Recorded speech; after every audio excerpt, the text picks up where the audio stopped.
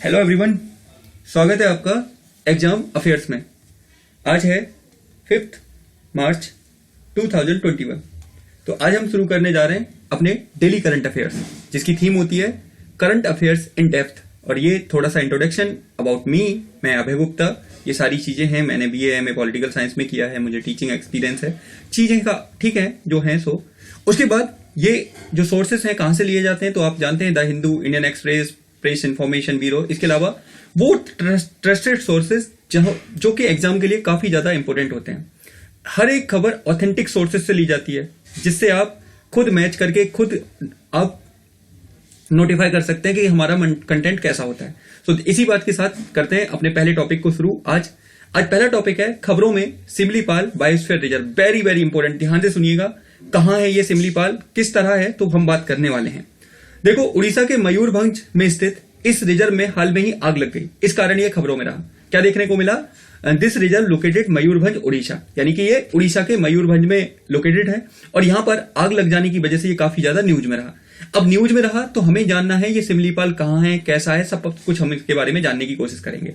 यह राष्ट्रीय उद्यान और टाइगर रिजर्व के साथ साथ बायोस्फीयर रिजर्व भी है, यानी कि ये राष्ट्रीय उद्यान भी है, टाइगर रिजर्व भी है। इसके अलावा बायोस्फीयर रिजर्व भी है, जो कि यूनेस्को के द्वारा निर्धारित होता है, वो बायोस्फीयर रिजर्व भी है। और यह दर्जा इसे कब दिया गया था?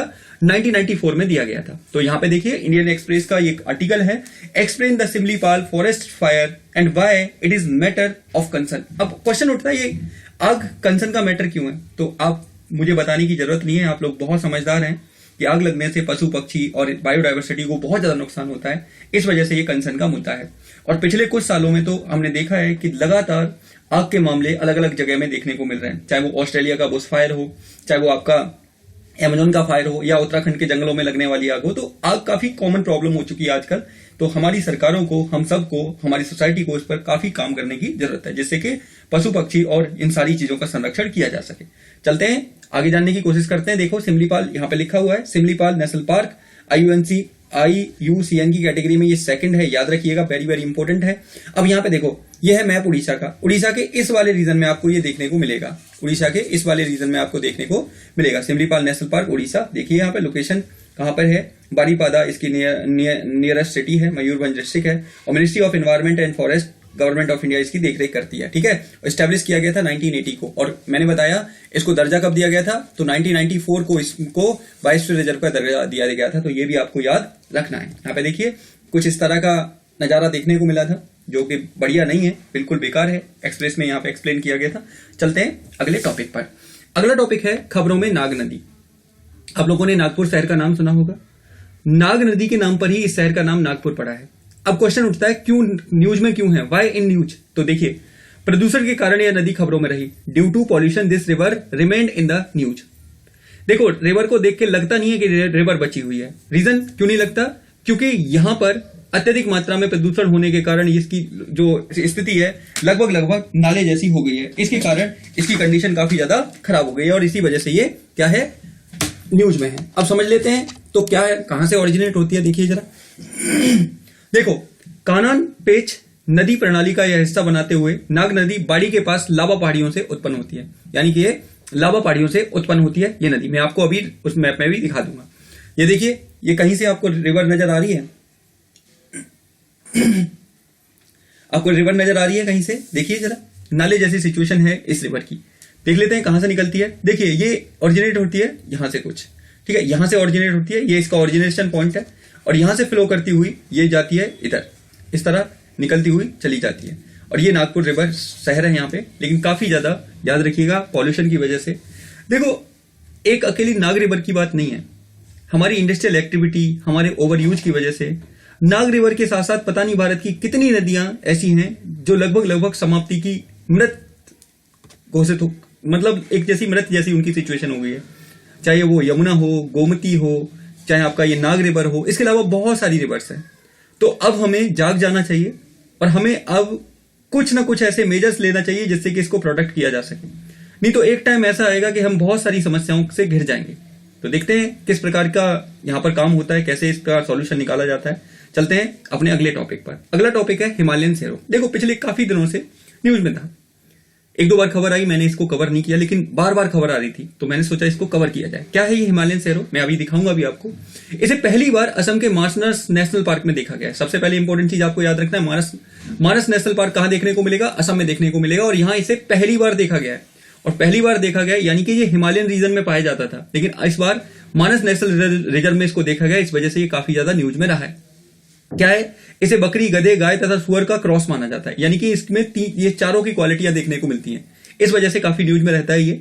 अब हम देख लेते हैं इसका सुरक्षा स्टेटस क्या है। IUCN की लिस्ट में ये वनरेबल है, साइट की अपेंडिक्स 1 में इसको शामिल किया गया है। वाइल्ड लाइफ प्रोटेक्शन एक्ट 1972 के तहत शेड्यूल 1 में है, यानी कि अच्छा खासा प्रोटेक्शन इसको दिया गया है, अच्छे खासे प्रोटेक्शन में इसको रखा गया है। ठीक है, देख लेते हैं ये है क्या। ये देखिए, ये कुछ ऐसा है, बकरी जैसी भी लग रहा है, ये गाय जैसा भी पोर्शन है, कुछ पीछे से देखेंगे तो सुअर जैसा भी है, गधे जैसा भी पोर्शन नजर आ रहा है, तो इस वजह से हिमालयन सैरो न्यूज में रहा है। याद रखिएगा, यहाँ पे देखिए द हिंदू ने भी इसको कवर किया था। In a first Himalayan serow spotted in Assam, और असम में भी कहां पर? तो मैंने बताया मानस नेशनल पार्क के अंदर। याद रखिएगा, हिमालयन सैरो के बारे में काफी ज्यादा न्यूज में है, लेकिन लगातार घटते इनके जो संरक्षण क्षेत्र है जहां पर ये रहते थे वो लगातार कम हो रहा है, इसकी वजह से ये इनकी संख्या भी तेजी से कम होती चली जा रही है। ठीक है, चलते हैं अपने अगले टॉपिक पर। अगला टॉपिक है Bharat FICCI better than cash alliance की साझेदारी। क्या है ये? हमारी भारत सरकार फिक्की और बेटर देन कैश अलायंस की साझेदारी की गई है। किस लिए? तो इसकी साझेदारी की गई है जिससे कि मर्चेंट डिजिटलाइजेशन समिट के दौरान इनकी साझेदारी की गई थी, जिससे कि देश में डिजिटल लेन देन को बढ़ावा दिया जा सके। डिजिटल लेन देन को बढ़ावा देने के लिए इसकी साझेदारी की गई थी। और आपको बता देता हूं, बेटर देन कैश अलायंस एक क्या है? एक तरीके का अमेरिकन थिंक टैंक है, जिसे भारत ने 2015 में ज्वाइन किया था। याद रखिएगा, भारत ने इसे 15 में ज्वाइन किया था ताकि देश में डिजिटल लेन देन को बढ़ावा दिया जा सके। तो ये आपको याद रख लेना है। यहां पर देखिए, अब इनके बारे में थोड़ा थोड़ा हम समझ लेते हैं। सबसे पहले हम समझते हैं फिक्की के बारे में। मैंने पहले भी इससे पहले आर्टिकल में भी इसको डिस्कस किया था, लेकिन अभी करता हूं फिक्की। ठीक है, तो ये क्या है? 1927 में इसको बनाया गया था घनश्याम दास बिरला और पुरुषोत्तम ठाकुर दास के द्वारा। एक नॉन गवर्नमेंटल ट्रेड ऑर्गेनाइजेशन है, याद रखिएगा, और हेडक्वार्टर इसका न्यू दिल्ली में है, याद रखिएगा। और अभी रिसेंट में जो इसके प्रेसिडेंट है वो कौन है? उदय शंकर जी है। ठीक है, उदय शंकर इसके प्रेसिडेंट है, याद रखना है आपको। ठीक है, आगे देखिए, यहाँ पे ये बेटर देन कैश अलायंस है, क्या है?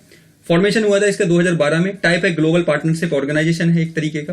ठीक है, प्रमोट क्या करते हैं? ये डिजिटल पेमेंट को बढ़ावा देते हैं, जिससे कि लोग कैश को छोड़कर डिजिटल पेमेंट की तरफ बढ़े। 75 मेंबर्स हैं, मतलब कंट्रीज हैं इनके। और रुथ गुडविल ग्रोन ये इसके अभी क्या है? मैनेजिंग डायरेक्टर हैं। तो याद रखिएगा, याद यहाँ पे। और मैंने कहा भारत ने इसको कब ज्वाइन किया था? तो 2015 में भारत ने इसको ज्वाइन किया था। ठीक है, याद रखिएगा। और हमारे प्राइम मिनिस्टर ने इसको होल्ड किया था, यहां पर देख सकते हैं आप। तो ये था हमारा आर्टिकल। चलते हैं अपने अगले टॉपिक पर। अगला टॉपिक है हमारा वन विहार नेशनल पार्क। क्यों है खबरों में अभी बताऊंगा, और फिर इसकी लोकेशन दिखाऊंगा, रीजन क्यों खबरों में ये भी बताऊंगा। देखो, मध्य प्रदेश के भोपाल में स्थित इस पार्क में हाल में ही नाइट सफारी को शुरू कर दिया गया है। आपने देखा होगा ज्यादातर पार्कों में मॉर्निंग में या इवनिंग में या फिर आफ्टरनून में सफारी होती है, लेकिन इसमें नाइट सफारी को भी अलाउ कर दिया है। इस वजह से ये काफी न्यूज में रहा। वन विहार नेशनल पार्क कहां पर है? मध्य प्रदेश के भोपाल शहर में ये स्थित है। देख लेते हैं, यहाँ पे देखिए भोपाल, यहाँ पे ये लोकेशन है, यहाँ पे स्थित है। लोकेशन मध्य प्रदेश है, नियरेस्ट सिटी इसकी भोपाल है, और एरिया से मतलब नहीं रखता है। कब स्टैब्लिश किया गया था ये इंपॉर्टेंट है, 18 फरवरी 1979 को इसको किया गया था। गवर्निंग बॉडी कौन है? तो आप जानते हैं मध्य प्रदेश का फॉरेस्ट डिपार्टमेंट होगा इसका गवर्निंग। और यहाँ पे देख लेते हैं, देखिए खुशखबरी किस, ये शिवराज सिंह चौहान है वहां के चीफ मिनिस्टर। क्या किया इन्होंने? भोपाल के वन विहार नेशनल पार्क में 2 मार्च से शुरू होगा नाइट सफारी, जाने डिटेल। तो ये यहाँ पे न्यूज थी भोपाल उसकी टाइम्स की, तो मैंने यहाँ पे आपको लगा दिया। चलते हैं अगले टॉपिक पर। अगला टॉपिक है मेजर ध्यानचंद योजना। ध्यानचंद के बारे में आप सब, हम सब बहुत अच्छे से जानते हैं। काफी महत्वपूर्ण हस्ती, काफी इंपॉर्टेंट हस्ती हैं ये, काफी इनका नाम रहा है और काफी फेमस भी रहे हैं। तो देख लेते हैं ये है क्या। देखो, राजस्थान सरकार ने इस योजना की शुरुआत की है, यानी कि राजस्थान सरकार के द्वारा मेजर ध्यानचंद योजना की शुरुआत की गई है। अब इसमें होगा क्या? इस योजना के तहत राज्य के प्रत्येक ब्लॉक में एक स्टेडियम बनाया जाएगा, यानी कि मेजर ध्यानचंद योजना के तहत राज्य के प्रत्येक जिले में ब्लॉक में क्या बनाया जाएगा? स्टेडियम बनाया जाएगा, जिससे कि छात्रों को, नागरिकों को शारीरिक शिक्षा की सुविधा प्रदान की जा सके और उनका खेलों में क्या योगदान बढ़ाया जा सके। इसलिए मेजर ध्यानचंद योजना की शुरुआत की है राजस्थान सरकार ने। अभी हाल में ही जो जारी किया गया बजट है उसमें, याद रखिएगा, बहुत इंपॉर्टेंट है। यहाँ पे देखिए द टाइम्स ऑफ इंडिया का आर्टिकल है, Rajasthan budget 2021-22 all state blocks to have stadium under Major Dhyan Chand stadium scheme. याद रखिएगा, आपके दिमाग में बात रहनी चाहिए इस स्कीम के बारे में। चलते हैं अगले टॉपिक पर। वेरी वेरी इंपॉर्टेंट, मैं कह रहा हूं कोई भी एग्जाम दे रहे हैं आप, उसमें ये क्वेश्चन पूछा जाएगा। ध्यान से सुनिए क्या है। अंतर्राष्ट्रीय मोटा अनाज वर्ष, इंटरनेशनल कोरस ग्रेन्स ईयर्स क्या है? संयुक्त राष्ट्र महासभा ने 2023 को मोटा अनाज वर्ष घोषित किया है, यानी कि आने वाला जो 2023 है वो मोटे अनाज के रूप में मनाया जाएगा। और मोटे अनाज क्या होते हैं आप लोग जानते हैं, इनमें फाइबर, न्यूट्रिशन बहुत अधिक मात्रा में होता है, जो कि हमारी शारीरिक क्षमताओं की पूर्ति करता है। तो जानने की कोशिश करेंगे क्या है ये, कैसे है, वो सारी बातें अभी हमें समझ में आ जाएंगी। तो ध्यान से सुनिएगा, समझिएगा इसके बारे में। चलो आगे देखते हैं। अब देखो, समझने की कोशिश करें। इस प्रस्ताव को भारत के द्वारा पेश किया गया था, जिसे 70 से अधिक देशों का समर्थन प्राप्त हुआ। भारत ने इस दौरान यूएन के देशों को मुरक्कू बांटा। अब ये मुरक्कू क्या है, ये पूछा जा सकता है। खबरों में रहा मुरक्कू का संबंध क्या है? एक प्रकार की नमकीन है, ये याद रखिएगा, एक प्रकार की नमकीन है। और इस अवसर पर भारत के द्वारा इस नमकीन को बांटा गया, जो कि मोटे अनाज से ही बनी हुई थी। तो याद रखिएगा मुरक्कू, ठीक है। अब देखो है क्या आगे। 2016 में यूएनजीए के द्वारा 2016 से 2025 तक को UN decade of action on nutrition घोषित किया था। UN decade of action nutrition घोषित किया था, जिससे कि लोगों में न्यूट्रिशन को बढ़ावा दिया जा सके। और आपको याद रखना है, न्यूट्रिशन को बढ़ाने में सबसे इंपॉर्टेंट अगर कोई रोल प्ले कर सकता है तो वो मोटे अनाज है।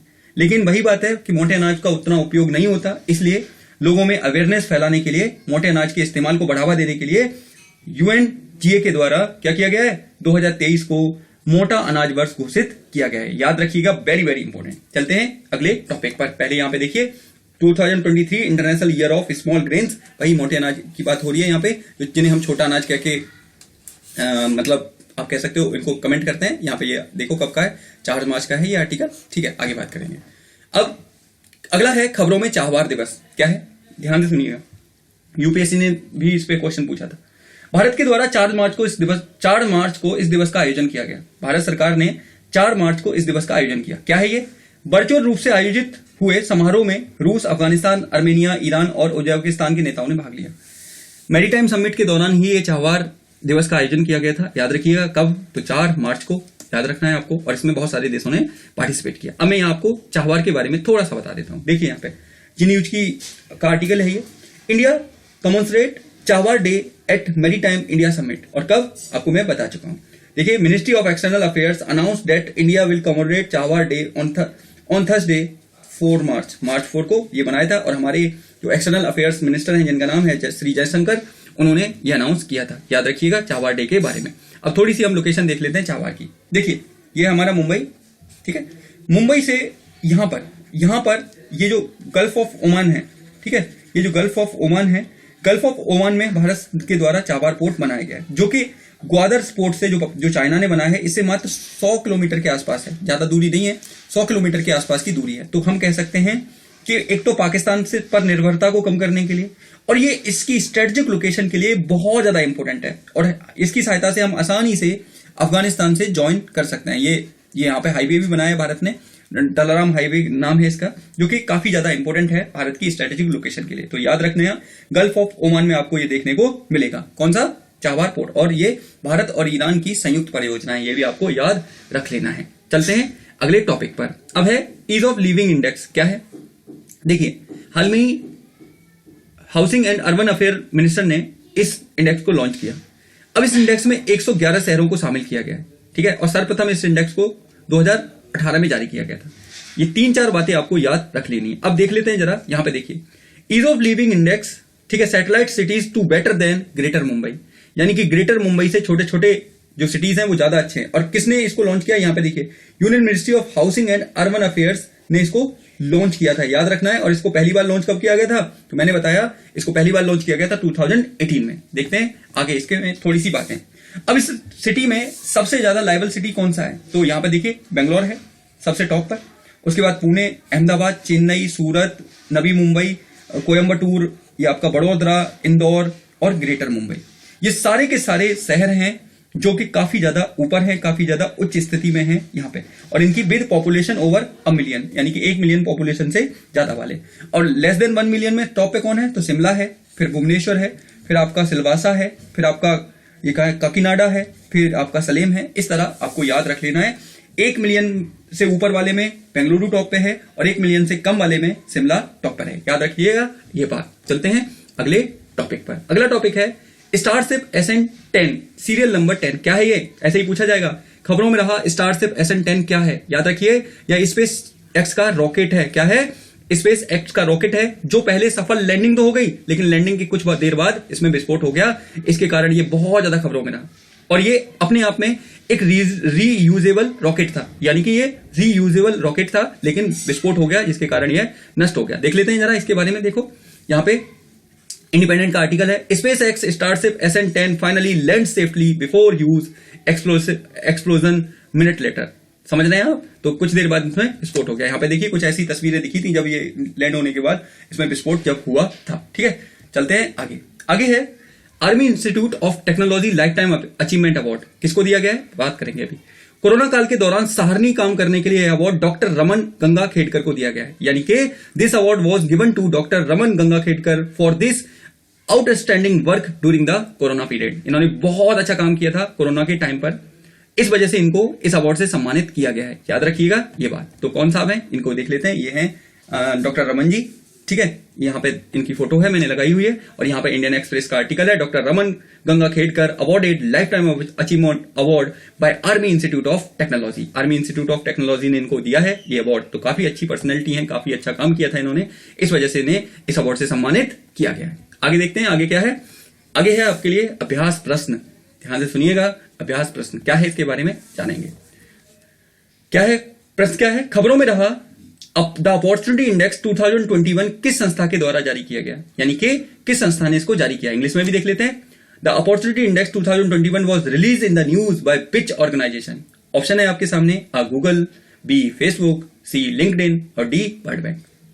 आप लोगों को इसका आंसर कमेंट बॉक्स में देना होता है, लेकिन बहुत कम लोग आंसर देते हैं, गिने चुने लोग आंसर देते हैं, उनके नाम भी मुझे याद है। तो रिक्वेस्ट है आप लोगों से, अगर आप इसे देख रहे हैं पहले तो वीडियो पूरा देखें। एक भी खबर में ऐसी ऐड नहीं करता हूं जो एग्जाम से रिलेटेड ना हो, हर उस खबर को कोशिश करता हूं जो एग्जाम से रिलेटेड हो, लेकिन वही बात है, व्यू कम और सारी चीजें कम, तो कहीं ना कहीं मोरल डाउन होता है। आप लोगों से रिक्वेस्ट है कि आप इसे शेयर करें, प्रमोट करें चैनल को, स्टेटस लगाएं, ग्रुप में शेयर करें, जिससे कि ये चैनल आगे बढ़े। मुझे मौका मिले लाइव आके पढ़ाने का, जब तक 1000 सब्सक्राइबर नहीं होंगे मैं लाइव भी नहीं आ सकता। तो आप लोगों से रिक्वेस्ट है इन चीजों को आगे बढ़ाएं। ठीक है, तो बस इसी के बाद मैं अपनी बात खत्म करता हूं। मिलते हैं ऐसे ही किसी नई वीडियो में, तब तक के लिए आप सभी का धन्यवाद। God bless you all of you. खुश रहिए, पढ़ते रहिए।